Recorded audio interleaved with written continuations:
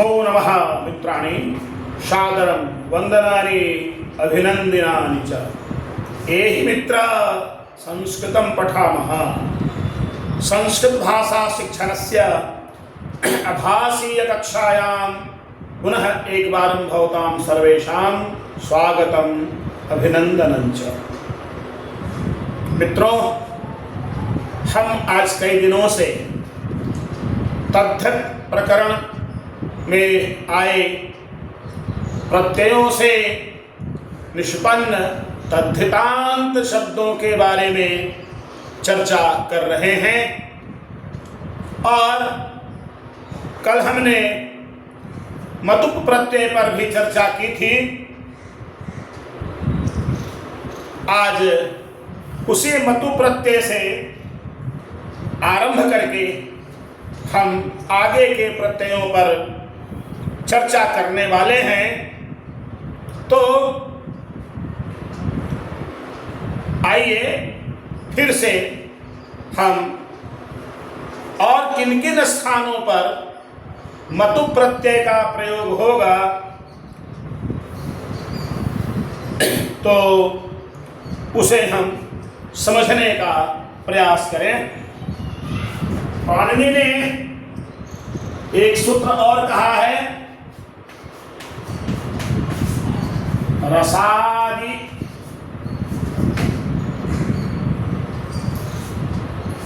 रसादिभ्यो मतु।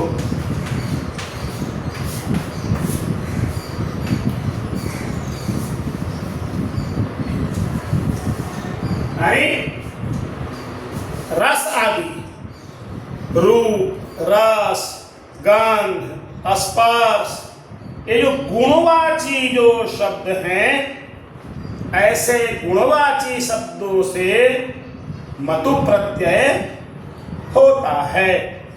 अर्थ हम पहले से करते आ रहे हैं। जैसे रूपम अस्ति अस्य, यहां वाला के ही अर्थ में है। रूप जोड़ मतुप, रूप जोड़ मतुप। और जैसा कि हम पिछले दिन हमने देखा था कि इस मतुप का जो जो बचता है, रूप मत, तो इस मत के स्थान पर वत होता है, वत। तो फिर पद बनता है रूप वत। और इसी रूपवत को जब हम प्रथमा एक वचन में प्रयोग करेंगे तो इसका ये रूप भवत की तरह ही चलता है। रूपवान, ये रूपवान बनेगा। इसी तरह से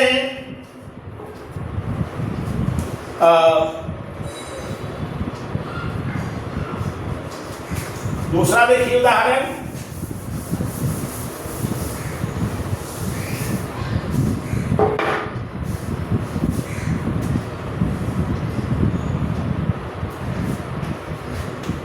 रस, तो रसम अस्ति,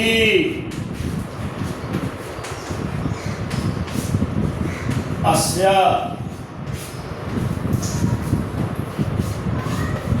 रसधन मतु।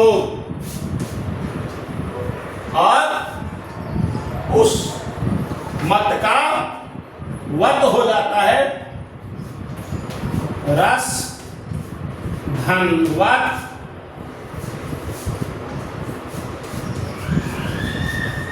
रसवत और प्रथमा एकवचन में रसवान, यानी रस वाला। दूसरा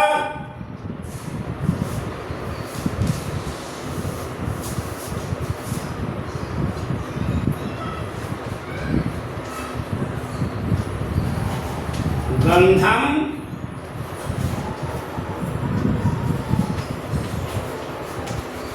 अस्ति अस्या,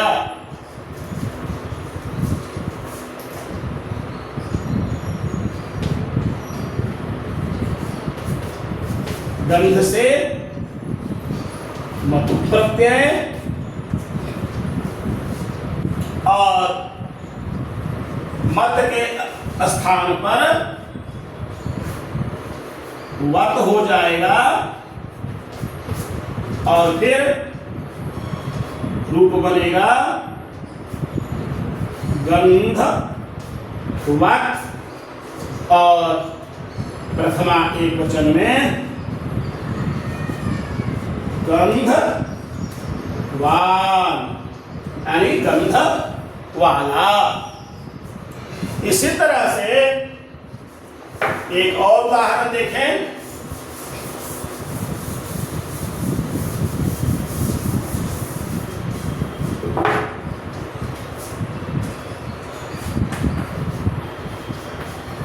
स्पर्शम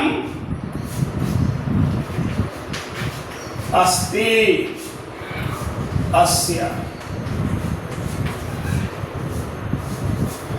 यानी इसमें स्पर्श का गुण है। स्पर्श जोड़ मतुप,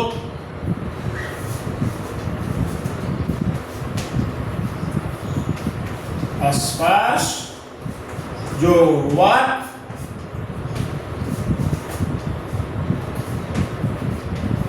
स्पर्श वत और प्रथमा एकवचन में स्पर्श वान। तो ये जो गुणवाची जो शब्द है, रूप रहित स्पर्शवान वायु, वायु की परिभाषा है स्पर्शवान। तो ये गुण है रूप रस गंध और स्पर्श। ऐसे पदों से भी मतु प्रत्यय होते हैं। तो आगे एक दूसरा प्रत्यय हम अब लेते हैं और उस प्रत्यय का नाम है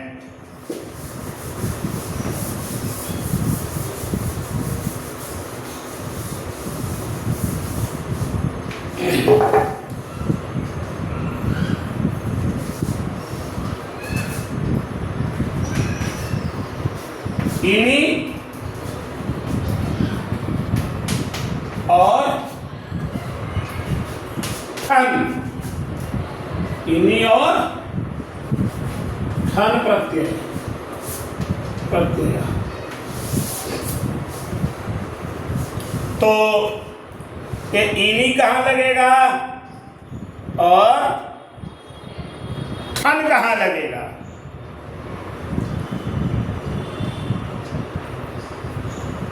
तो यह कहता है कि जो अकारांत शब्द हैं, यानी ऐसे शब्द जिनका अंत अ से होता है और अर्थ होता है वाला, तो उसमें विकल्प से इनी भी होता है और ठक भी होता है। कैसे? अभी हम लोग उदाहरण के द्वारा देखेंगे।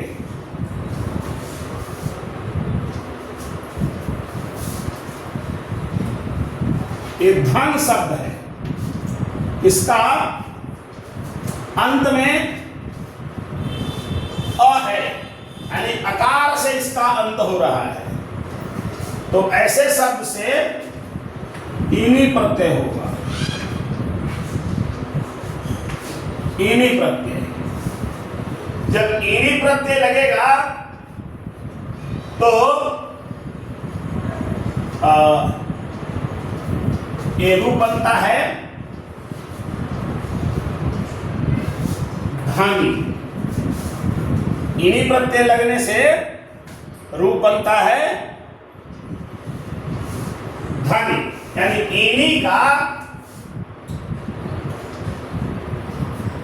ई बच जाता है, बाकी नकार और इकार का लोप हो जाता है। और इसी से ठक प्रत्यय भी होता है, इसी से ठक प्रत्यय भी होता है। धन जोड़ ठक, तो जहां ठक होता है उस ठक के स्थान पर इक का आगम हो जाता है। वह शब्द जो है इस ठन है, समाप्त करेंगे, ठक नहीं, ठन, धन जोड़ ठन। तो इस धन जोड़ ठन है, इसके स्थान पर क्या हो जाएगा? धन जोड़ इक हो जाएगा। ठन के स्थान पर इक हो जाता है, और जब इक लगेगा तो शब्द क्या होगा?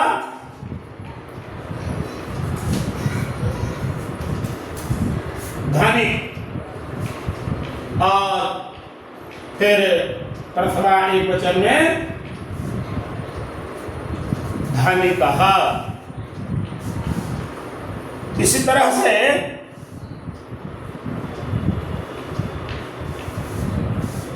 दूसरा देखें,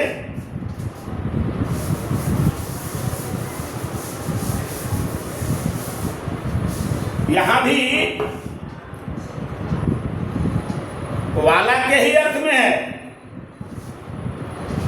जैसे धन में भी लगाए, इसका मतलब क्या था? तो धनम अस्ति अस्य, भाव यही है, यानी ये धन वाला है तो धनिक भी कहते हैं, और जब ठक प्रत्यय होता है तो वह इक के आदेश हो जाने के कारण धनिकः भी होता है। दोनों का अर्थ एक ही होता है, धन वाला। इसी तरह से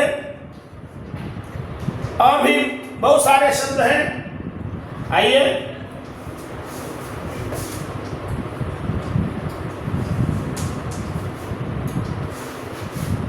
दानम अस्ति अस्या, ये दान शब्द है। तो दान शब्द से ईनी प्रत्यय, और फिर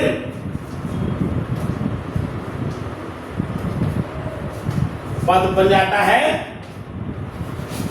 दानी।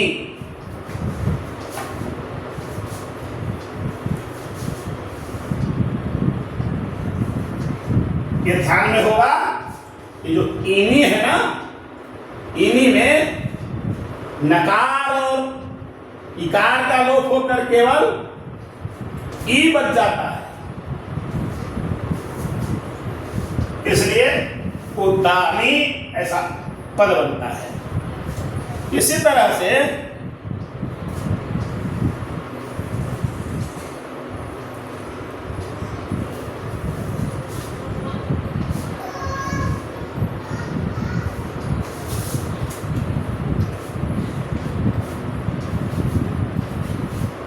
बलम अस्ति अस्य। बल जो इनी रूप बनता है बली, है बल वाला। और इसी तरह से कुछ लोग सिखा रखते हैं, देखिए मैं भी सिखा रखता हूं, तो इससे भी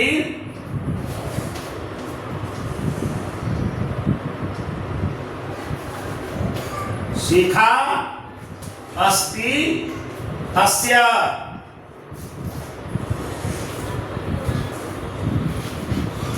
शिखा धन इनी, एक इकार नकार का लोप होकर केवल ई रहता है और रूप बनता है शिखी। शिखी रूप बनता है। तो इस प्रकार का प्रयोग हमको अपनी पाठ्य पुस्तकों में देखना चाहिए, चिंतन करना चाहिए। आगे हम एक दूसरा प्रत्यय अब आपके सामने लेकर के आते हैं। प्रत्यय तो बहुत हैं, लेकिन कभी कभी जिनकी अति आवश्यकता पड़ जाती है तो वहां पर उन प्रत्ययों का निर्देश करना अति आवश्यक है।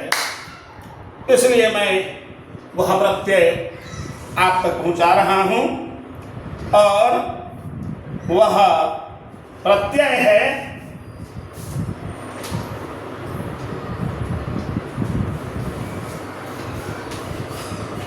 तारा और सु के दो प्रत्यय हैं, तरक और यसून।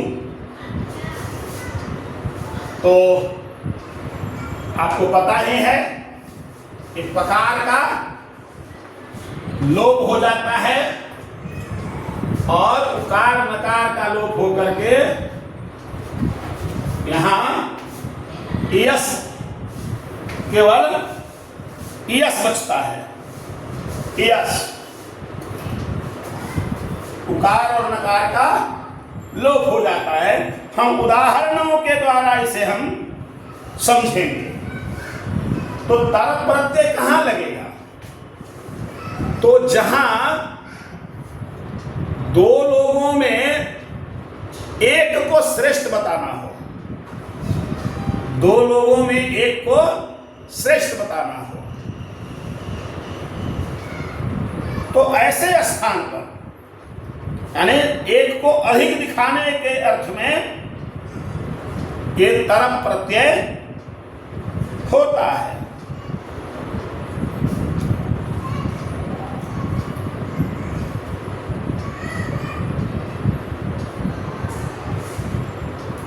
ये तरफ भी होता है और यसून दोनों होता है, दोनों प्रत्यय होते हैं। दोनों के दो रूप बनेंगे। जैसे वाक्पटु, यानी पटु शब्द हम लोग लेते हैं, पटु। अब दो लोग हैं, ऐसे लोगों में एक को अधिक दिखाना है तो पटु घन तारा, पकार का लोप हो जाता है और रूप यहां पर होता है फिर पटुतर, पटु पटुतर। और जब प्रथमा एक वचन में जाएंगे तो क्या रूप हो जाएगा? पटुतरः, पटुतरः। तरह। इसी से यसून प्रत्यय भी होता है।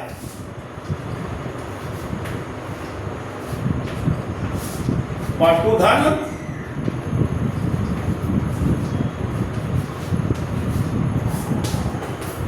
यसून, और मालूम है कि केवल यस बचता है तो पटीयस रूप होगा, पटीयस।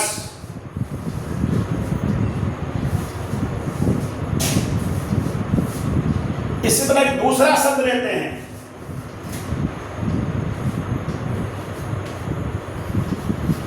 लघु। इसमें तरफ होगा, जब तरफ लगाएंगे तो लघुत्तर बनेगा।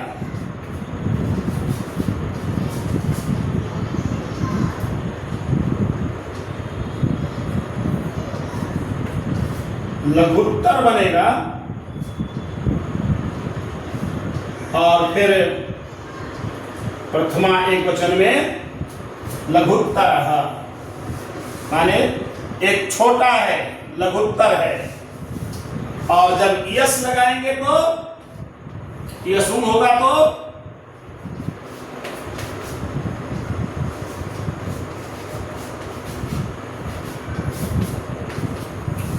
तो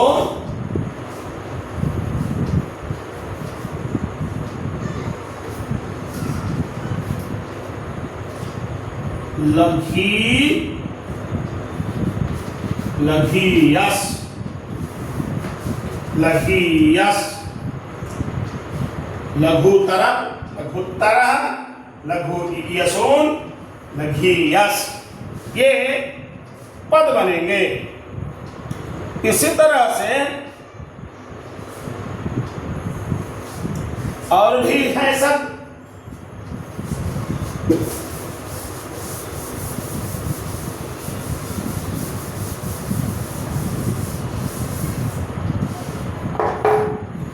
जैसे गुरु शब्द है,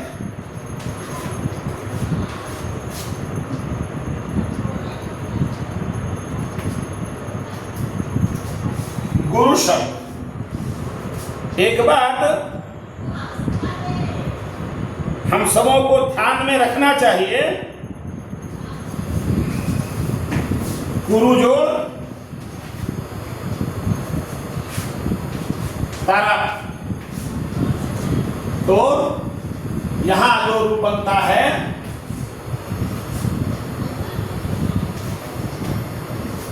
गुरुत्तर, और फिर प्रथमा में गुरुत्तर, और इस गुरु से जब यसून प्रत्यय लगाएंगे तो बनेगा गरीयस।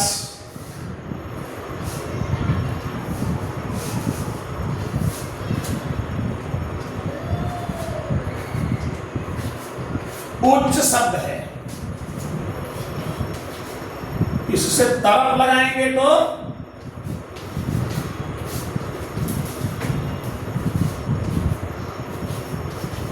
उच्चतर,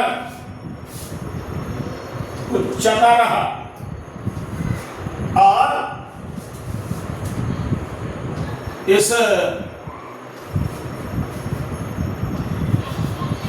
उच्च से जब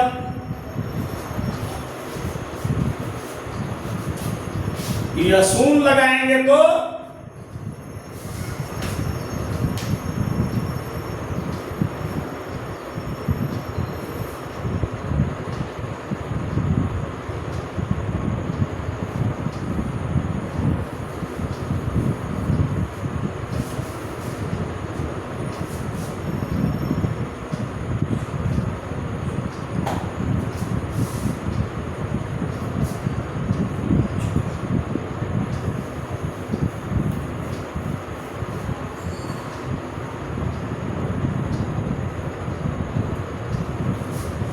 उच्च से यसून नहीं लगता है, केवल उच्च से तरप ही लगता है। तो ये कुछ प्रत्यय हैं, उसको हमको ध्यान में रखना चाहिए। तो जिस तरह से कभी कभी अंग्रेजी में आप गुड, बेटर, बेस्ट कहते हैं, हिंदी में उच्च, उच्चतर, उच्चतम, ऐसे भी पद बनते हैं। तो उच्च और उच्चतर तो हम लोग सीख लिए, अब उच्चतम भी सीख लें। तो आइए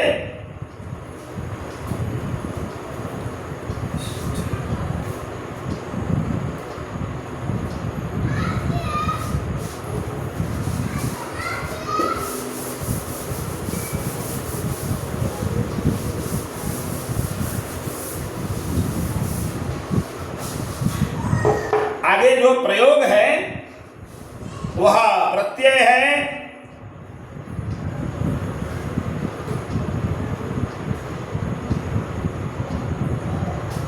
तमप और स्ठेन। तमप और स्ठेन, ये सब प्रत्ययों के नाम हैं। जब यह प्रत्यय उच्च से लगेगा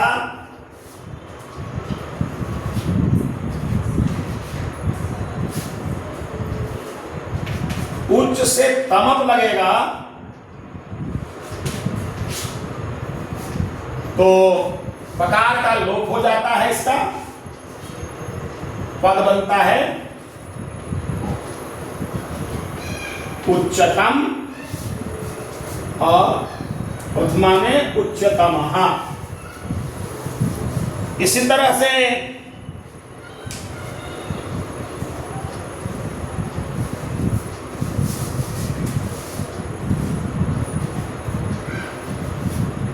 लघु, धन, तमक, लघुत्तमः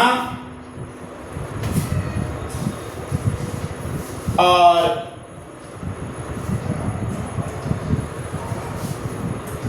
पटु से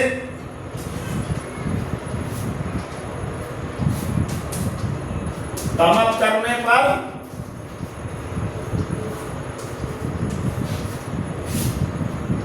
पटुतमः। साथ ही मृदु से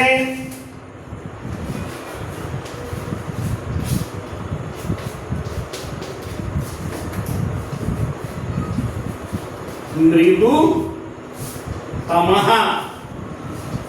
ये तमप प्रत्यय के उदाहरण हैं। और जब स्ठीन प्रत्यय लगाएंगे तो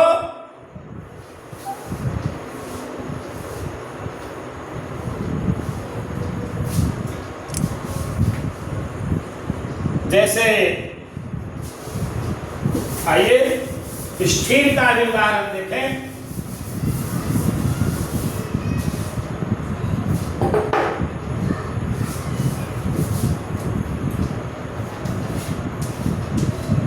गुरु से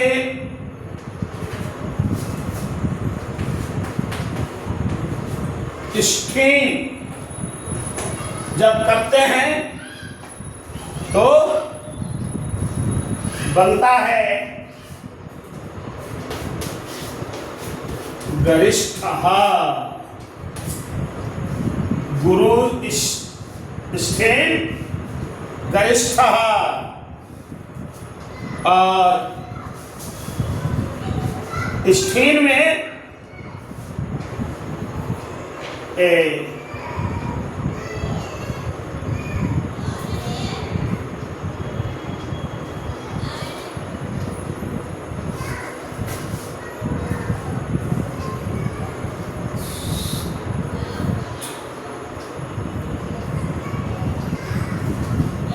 इकार का लोप होकर स्ठीन रहता है।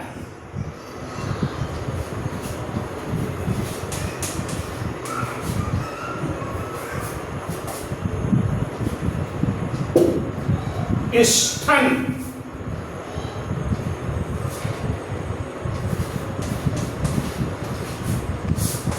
स्थन का प्रयोग है।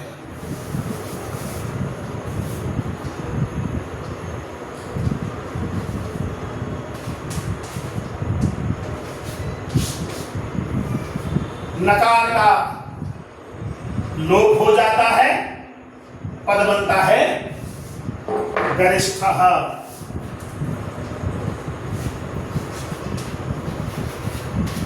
लघु से स्थन करते हैं,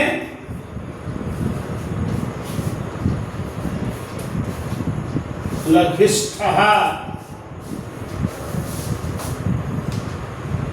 इसी तरह से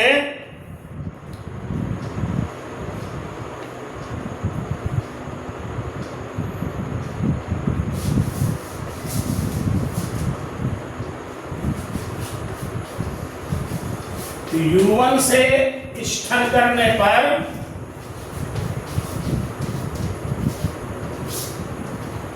जलिष्ठः, ऐसे एक पद बनते हैं। बलिन से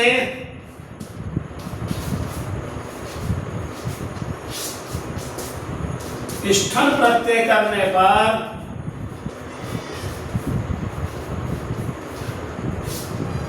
बलिष्ठः।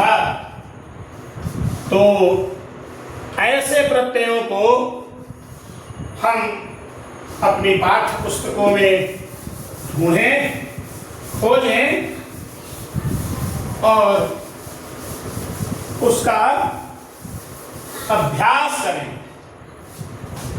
क्योंकि अभ्यास से ही हम इन सारे विषयों को समझ सकते हैं। तो आज के लिए इतना ही। कल फिर मिलते हैं अगले विषय के साथ और अगले प्रत्यय के साथ। तब तक के लिए नमो नमः, पुनर्मिलामः।